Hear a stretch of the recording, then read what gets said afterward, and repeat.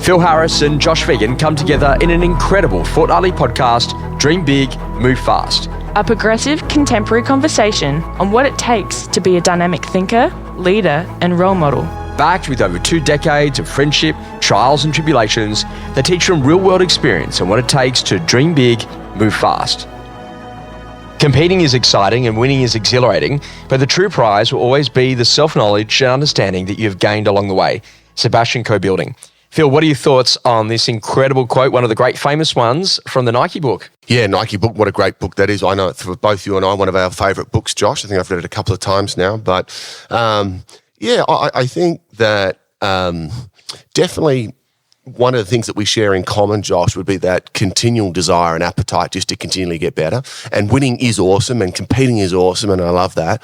But I think that that's not necessarily long-term sustainable success. And, you know, if we relate that back to a real estate perspective, you and I know of the agents that continue to do well. And we're just talking offline a little bit before about leadership, about some of the other great real estate businesses across the country. And I think one of the common threads that they all have in place is that continual appetite just to actually get better, whilst at the same time, yes, love winning and love competing, but there's a desire just to continually get better. And I think there's that conversation too that, it's not about the $1 million. It's about the person that you're going to become to be able to write over $1 million a year in fees if you're a salesperson. It's not about building out a $50 million organization. It's the type of leader you're going to become to build a $50 million organization. So no matter what path you're on or what trajectory, whether or not you're a business owner or you're a salesperson or you're even a property manager who's, managing, $300,000 or $400,000 or $500,000 worth of revenue inside of that business, the most important conversation is about, what's the type of person you're becoming along the journey.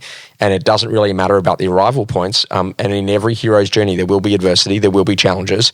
And that's actually what makes you the hero. And so from that point of view, you just got to make sure that you're ready for it and saddle up. Question for you, Josh. One of my inner struggles. Do you sometimes battle with you're not where you want to be? No, not at all. That is, of course. Like I say, that natural tension is where all greatness comes from. So how do you personally manage that tension between? We'll use it as a fuel source. Yeah, I'm not where I want to be, but at the same time, like, how do we have gratitude and live in the moment? Yeah. But at the same time, like, my business is maybe not quite where I want to be. Maybe my health is, maybe my relationship, or how do you play that juggle? Well, thinking a little bit like this, when you see a sunset at night, and you might be there and you're standing and you see the sunset, and you run 100 meters forward, you're no closer to the sunset, are you? Even if literally you got in a turbo plane or something and you literally went another 100 kilometers, you're no closer to the sunset. And that's the beautiful thing about the horizon. But yet if you stop for just a moment and you look behind you, you actually just realize how far you've come.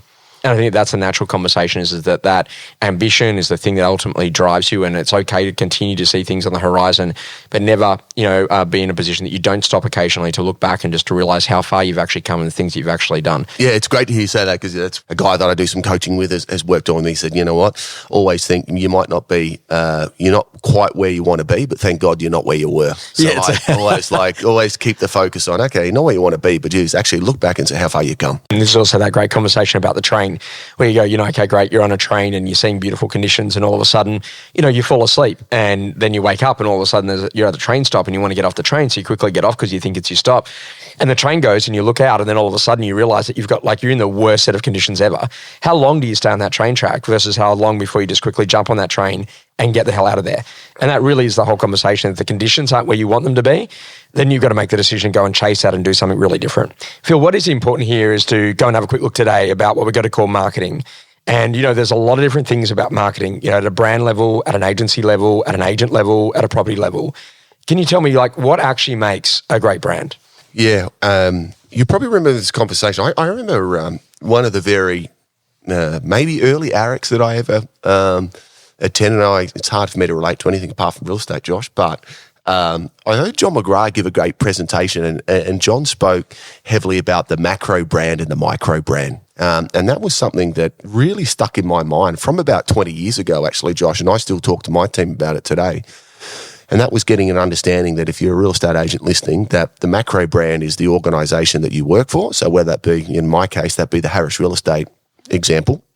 And the reality is, if you're working for an organisation, whatever brand that is, if you're an employee of that organisation, there's very little you can actually do to have an impact on that brand, being that macro brand. But then the brand that you do have total control over, Josh, is what's referred to as being called that micro brand, and that's the brand that you represent out there in the marketplace that you have 100% total control of. So I think that agents that do really well, there's certainly been an emergence from my perspective, Josh, that I think when you and I started real estate going back 20 years ago, I think that the company corporate brand played a much larger role in terms of an agent's ability to get out there and generate business. But I'd actually go as far as saying now, Josh, I actually think that the roles have actually reversed. It's almost, and not the brand is not important from a company level, it's almost like having a great company brand now, Josh. That's like the minimum entry to get into the game. Does that make sense? Like everybody's got a pretty good solid brand. So I think that the roles are reversed now. I actually feel like the agent's actual own personal brand is almost superior now to the company brand, and that's what agents do have total control over. So I'm looking forward to that. I think it's going to be a fascinating conversation. So if you look at enduring great brands, for example, like Nike, Mercedes-Benz, Apple, people are now buying empowerment, so they're buying beyond the product or the service, they're buying what it actually does for them. If I buy Nike, I'm hooking on to Michael Jordan aspiration. If I'm buying Mercedes-Benz, I'm buying German engineering and quality. If I'm buying Apple, I'm buying ease of use. I'm buying great product packaging. I'm buying no viruses. That's kind of the conversation. So when someone actually makes the decision to do business with you, what are they buying? And are they buying the perception of, significant value or not? And where are you actually positioning inside of the marketplace? And if we really think about that, it's like, okay, great. Louis Vuitton obviously charges a lot for a set of shoes. You can go down to Payless or Speed Shoes and you can buy a functional set of shoes for probably, 1/10 of the price. What's the difference? Or it comes back down to packaging. It comes back down to how you feel with that experience. It comes back down with what actually happens when you get home and how you unwrap them and what the unwrapping experience is. And that ultimately high value, high price point is in a position that it is actually there because it does more jobs for the customer. Whereas low value, low price point, it just gets a job done. And it might be the job, but there's actually no niceties either side of that transaction. So, in Australian residential real estate, we've had some big discounters that have come from overseas and tried to come and tackle the Australian marketplace and had their bags packed for them very quickly and were sent back within 2.5 years, not without trepidation. There was definitely some fear with the existing brands in Australia. But what we learned very, very quickly is that, you actually had to be good at being able to sell properties. And we were very lucky that a banking royal commission actually happened at exactly that point in time.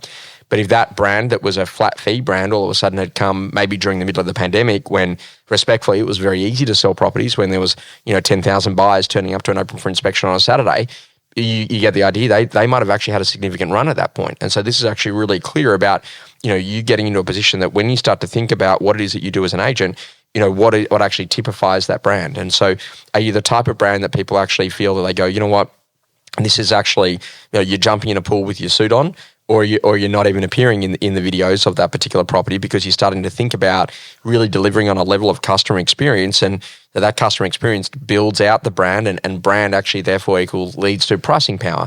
So if you want better fees in the listing lounge room, then I reckon you could get them. So, Phil, we've been experimenting with this in the lounge room right now for listing presentations. And so I walk in, I say, hey, Phil, I'm lovely to see you and Jen here this evening. And before we begin, I just want to ask you a very simple question. How can I help? And then, you guys tell me you got a job relocation, whatever the story is, and hopefully you really open up. And then my second question is, and Phil, have you already selected your real estate agent? Phil, well, that happens to be the reason why you're here now.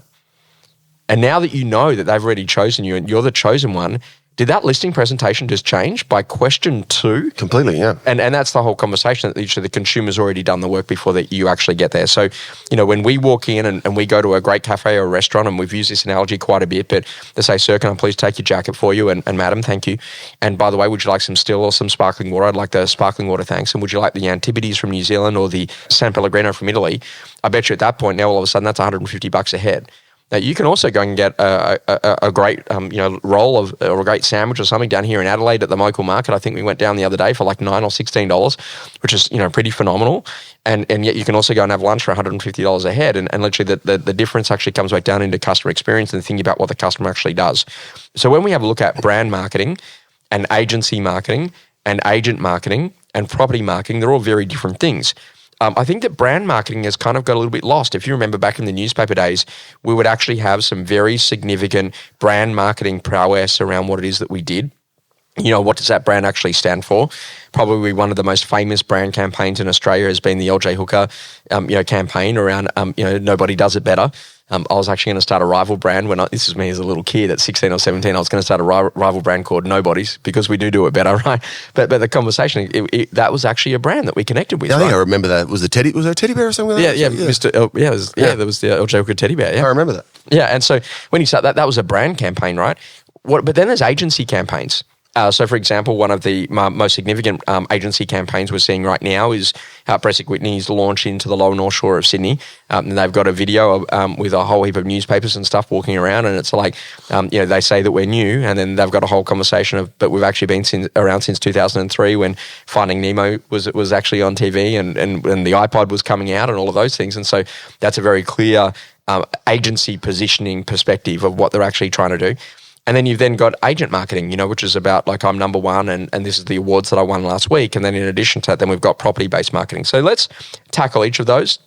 If you had to say, okay, great, in establishing a great brand, and it is really about positioning, and one of the key things I think about is when a lot of people go and start a real estate brand, they probably have a look at what franchises are available because all the other brands are taken, and so they just take the one that's available off the shelf, not necessarily because it's the best platform or it actually positions them clearly.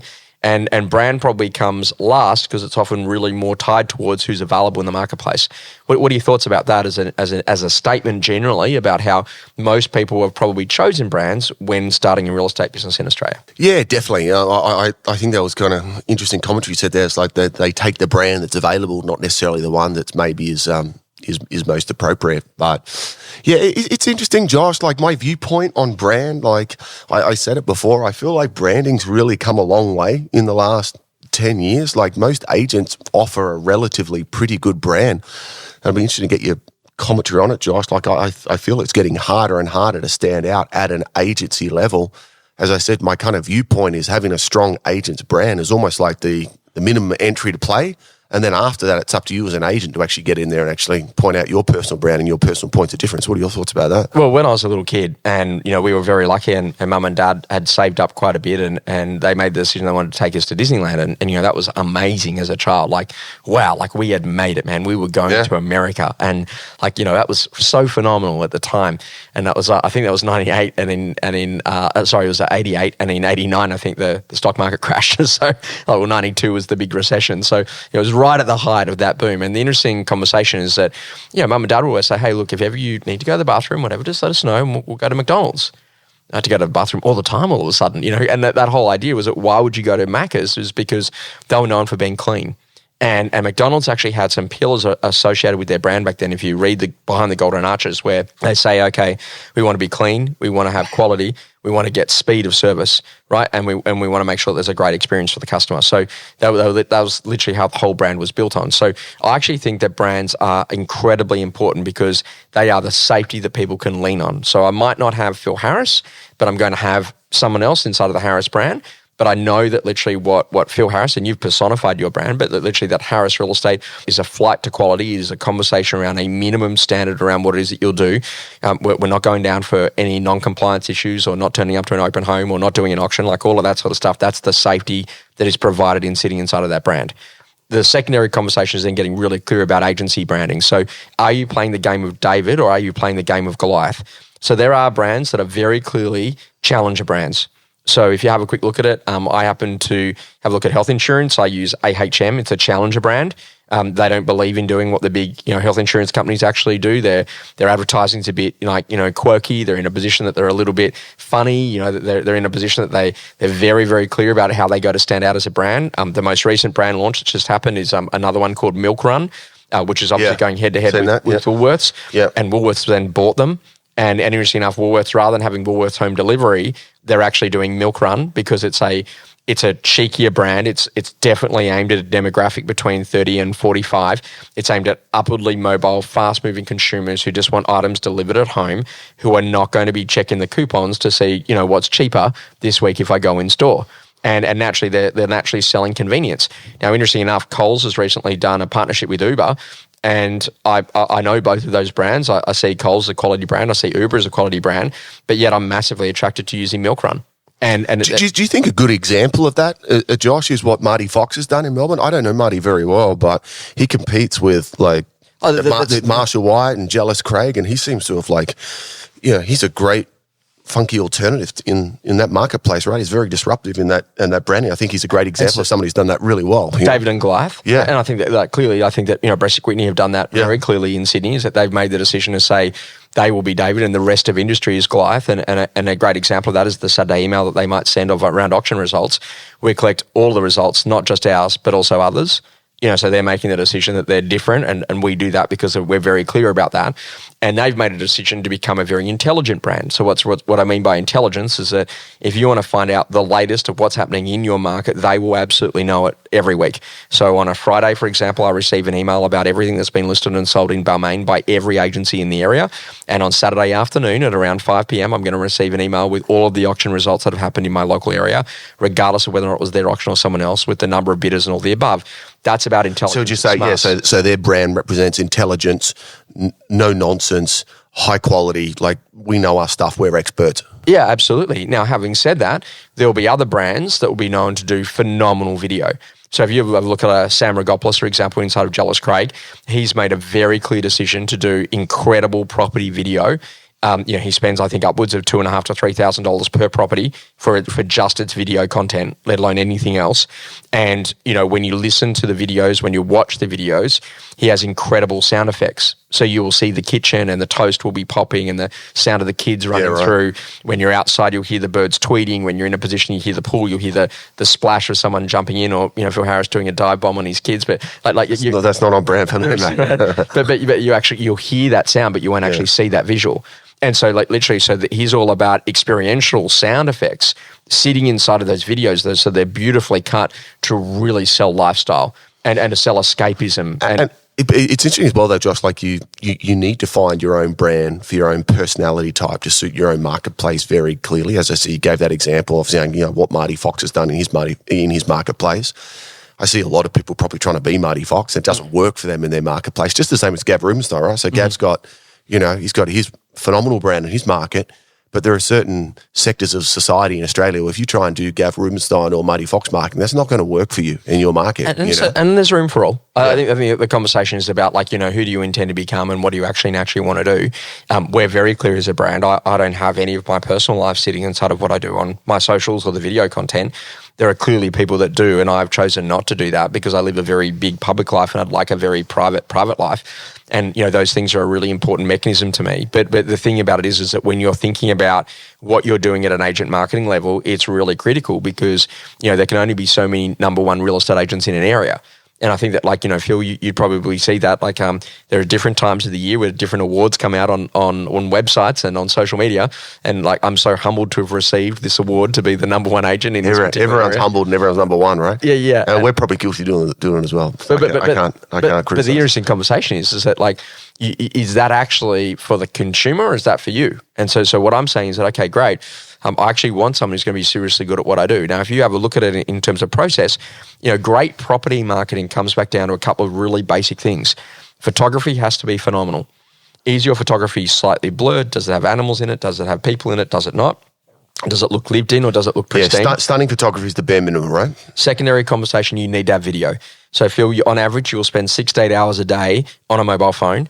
What are you watching? You're watching video. So if you don't have video, you simply just do not have a digital or social strategy. You got quick hacks on video there, in terms of duration. Obviously, it's social media based now. Sure. Most of your top agents, what's the duration of best practice videos now? So what they're doing now is that one property will have 3 videos produced for it. Yeah. It'll have a reel, which is portrait in nature, less than 30 seconds preview. It's really punchy. It's quite edgy. There's a bit of momentum around it. So 30 seconds? I've heard some people saying 20. No, so it's fine. And then in addition to that, then there's a 1.5 minute, the full feature length film, which is the thing that makes it onto your major real estate portals. Yep. It will also make it onto your socials, but it will set as the landscape format. And then we then have a 30-second sales video, so when the property is sold, which is effectively the preview video layered with all of the key campaign stats that actually happened during the course of that campaign, inquiries, inspections, second appointments, contracts, offers, the amount of I think that's a great takeaway for people.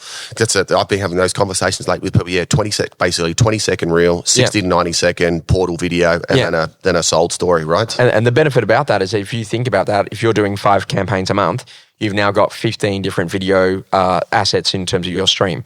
And then it's about making sure about your stylization. So is it black and white for the first 8 seconds of the film? Is it like full colorization? Does it have an age in it? Does it not? What sort of sound effects do you put in it? Does it not? And if you start to think about the momentum of what it is that you're building, you absolutely need to make sure, I can't be in a video anymore if I'm going to go and do properties and I'm going to go and pace at 200 transactions a year. If I'm doing 25 transactions do you think that's a year, dead? I can definitely that's important takeaway as well. Do you think, hi, I'm Phil Harris and I'm proud, I'm privileged to present number 22 at High Street here. Again, it's a decision on your brand, but you can't do it at 200 transactions a year. Yeah. You can't go to 200 film shoots because at that level, and so this is at different business models, different things are going to break. Now, if you have a quick look at Ryan Seahant, for example, he's got a conversation, and there's a couple of agents in Brisbane who follow this methodology where they do the camera and the walkthrough of the house rather than the property video. And then they go back and then they do the voiceover over the top. So it's more like lifestyle. Okay, great. And here's a beautiful 3-bedroom home. And, and they're doing all of that sort of stuff. And it's just a different stylization. So what I do know, though, is that get very clear about what your minimum brand assets are. And this is like, when people walk in and go, I find it really hard to sell vendor paid marketing. Well, I don't. Because I just say, hey, Phil, quick question for you. Have you ever been online, go and try and buy something and it just follows you everywhere you go? So you go online, you try and buy a black T-shirt, and then all of a sudden that black T-shirt follows you all over the internet. Well, guess what? We've got exactly the same T-shirt technology. And what I mean by that is that they go and have a look at your property. We're going to be across all the social streams.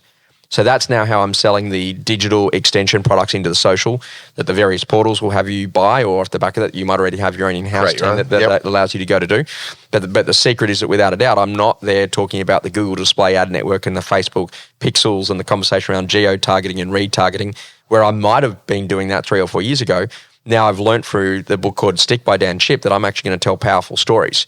So I just say, hey, quick question. You're on your mobile 6 or 8 hours a day. What are you watching? Video. So if you don't have video, you don't have a digital or a social strategy. Yep. Secondary conversation. We've got T-shirt tech. Literally, people are going to have a look at your house. It goes across all the socials. So now I've got it into probably less than 38 seconds and go for it. That's a good little conversation. We call it T-shirt tech. Have you ever had that experience where you looked at a black T-shirt, then it follows you everywhere? That's what we're going to do for your property. Right, keep it really simple. So language to understand. I was doing some listing presentation assessments the other day, and the guy said to me, he goes, what are you thinking about marketing? I said, I'd really love a video of my property. And true, the agent then replied back, he goes, no, I wouldn't do it on a property like yours. And at the end of the listing preso assessment, he said, how'd I go? I said, mate, did you ask me what I did? And he goes, no. Well, what do you do for work? I said, well, in the assessment, I was actually the guy who was the head of videography for Rode microphones. That's why I wanted a video of my property, man. So don't argue with the customer if they want to spend more money on marketing. So you've got to get rid of your inhibitions about how products are marketed and actually know what your standards are around how you're going to go and do it. And I just think that great floor plans, absolutely critical in terms of the process. And then, body copy that really sells and tells a story. And I think that this is interesting that, we're now in a position that we've got a brand in Melbourne that's currently building out their website so that literally they're going to have a different area where investors will land to see properties that are already rented out. And that on those properties that are already rented that are currently available for sale, it's actually going to have a box that will appear that goes, effectively right at the top of that, which goes to show what's the length of the lease, what's the tenant, how long they've been there for, what's the actual percentage return they're getting on the property, where's the upside in the property on some things that you could do, what are some things in terms of depreciation that's available in the property, and then making that available. And they're actually going to have like a landlord or an investor's portal where they can actually see property-specific content around things that investors or landlords would want to know. Now, this is interesting too, because then I've got other brands that are currently developing out their weekly email and they're going to wrap some language here, because I was talking to my dad the other day and Dad said, I'm a baby boomer. He goes, I could be referred to as a downsizer. I could be referred to as an over 55er. I could also be referred to as someone who's actually retired. He goes, over 55, I find ageist. Retired, it makes me feel like I've died. And actually a downsizer kind of makes me feel like I've given up on life. So you know what I'm going to do? He goes, I'd just like to buy a single level home without stairs for your mother and I.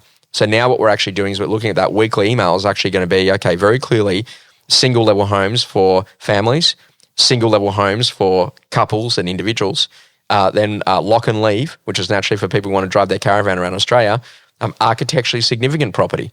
So we're thinking about different lenses of how these consumers are coming in. And then we're going to have a landlords or investors email that actually sends it, that when you click find out more about this property, it actually goes to a different link that actually applies a layer over the top that actually has investor-specific details that they would want to know, length of lease term or the above, or upside and any of the above. Because what's happening at the moment is that we're selling all these properties as though it's going to be an owner-occupier, socializes Wonderland, and you're selling that one-bedroom apartment, when in fact, you know what, it's already leased for 6 months, and somewhere buried in the copy is that it's leased, which is kind of like an inconvenient truth for a first home buyer.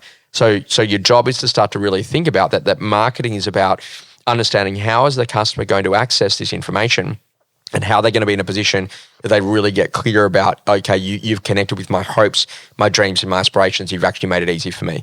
And I just find it bizarre that I'd go respectfully to the Harris Real Estate website right now and I go, I'm an investor, I want to buy an investment property, and I don't know how to do that. Because if I go find properties currently leased, I can't do that.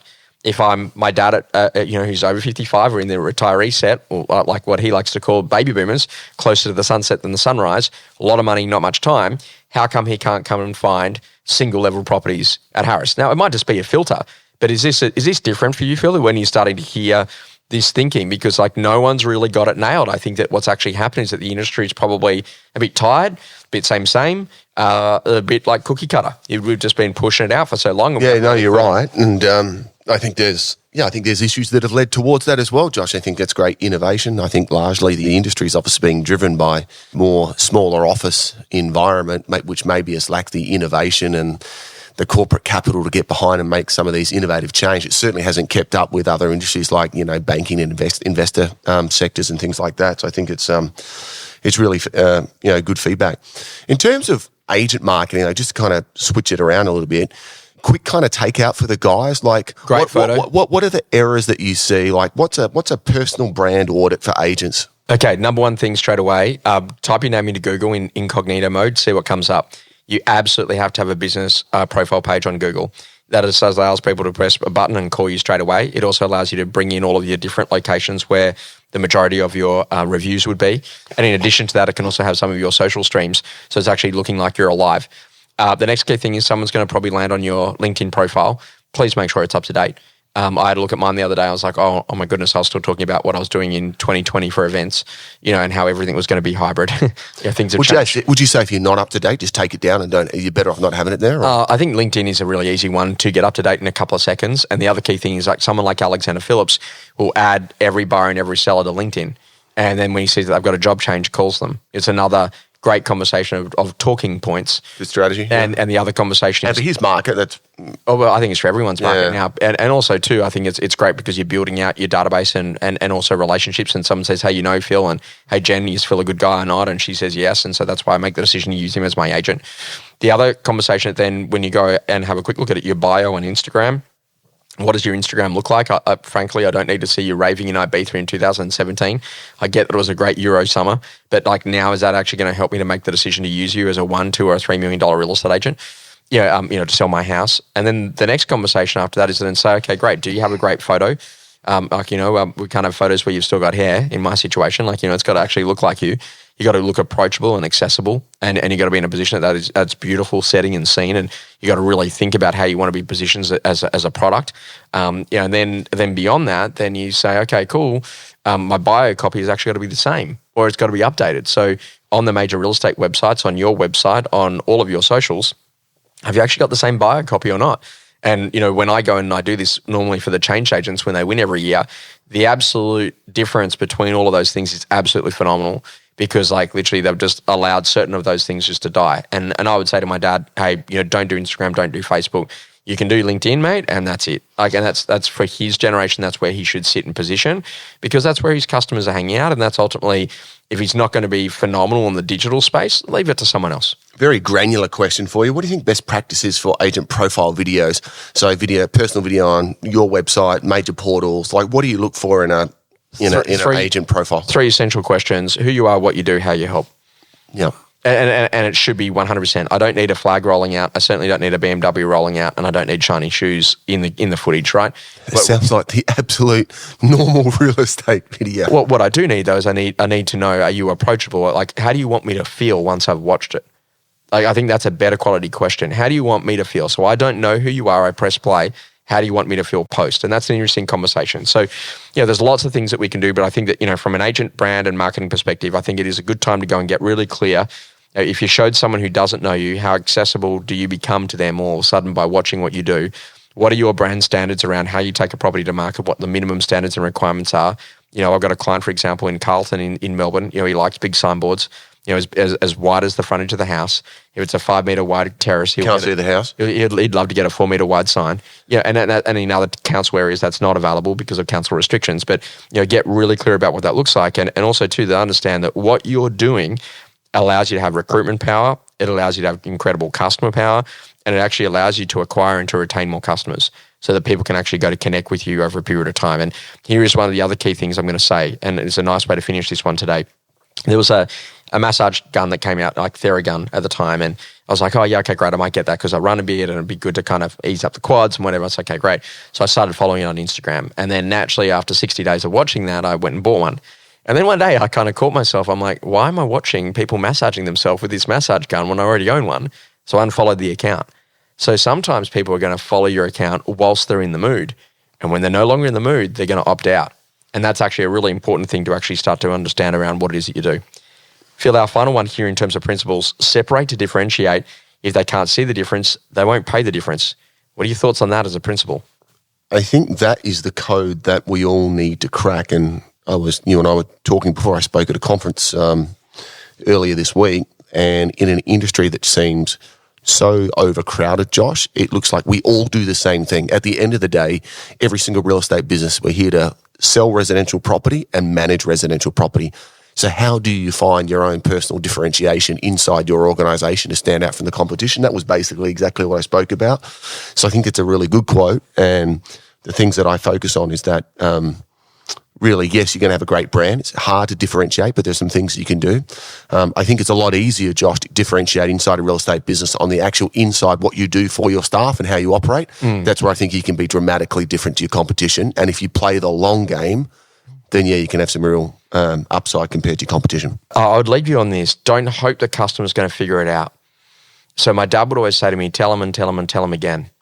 And the person who's going to tell you the reason why they're using you is going to be the person who signed the agency agreement within 36 hours of signing that authority, because they're going to tell you what they think they've bought. I don't want the feedback at the end of the sales process, because that is whether or not the auctioneer was good. Right? What I want to know is that what do they think that they've bought directly after the listing prezzo? And naturally, if you say, accessibility to buyers, I thought Phil was really genuine, I thought XYZ, that might actually be the thing. So when we do this as a training company, I go and ask people that question. They say there's usually 3 specific most common answers that I'll get. Number 1, Josh, we really love your energy. Number 2, we fundamentally love the way that you think. And number 3, you're the systems guy. Tick this box, get that outcome. So I always think about it like every single time I leave people, how am I making sure that I've got great energy? What am I doing to make sure that I'm thinking in a new and unique way that gets them, some significant value? And how do I actually make sure that I put it into a system? And I want people to leave feeling more motivated and more confident after they've had an interaction with me. Feeling good and ready for more? Thanks for joining us On Dream Big, Move Fast.